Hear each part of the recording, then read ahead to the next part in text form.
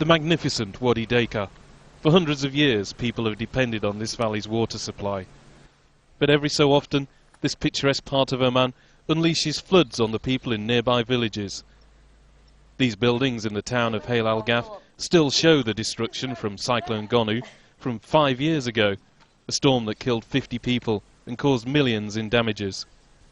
Saif al-Akhzami remembers it well, but he doesn't see why people have to move.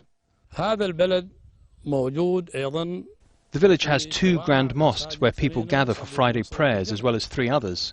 It also has a marketplace, a fortress and a spring. There's infrastructure, including electricity and telephone lines and a modern water network. There are 2 schools and there was a health centre.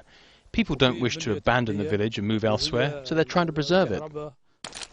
But now the days when there's such a close relationship between this water and the village could be numbered.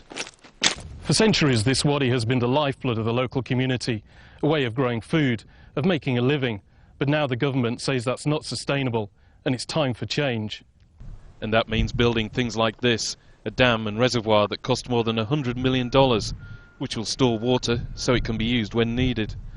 A new school and hundreds of free brand new homes, complete with mosque and shops, to get people to leave the valley.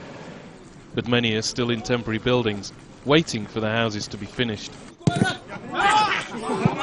And they're all several kilometres from traditional farmland, and sometimes smaller than what they've already got. Hail al-Gaf is known for its fine mangoes to residents and tourists alike for hundreds of years. It attracts tourists for this reason, so we are not encouraging the farmland to be abandoned. We are just recommending that it be restructured. Because of increasing oil and gas revenues, things are changing, and for many, that means a change in how they live. Andrew Hopkins, Al Jazeera, Hail al-Gaf, Oman.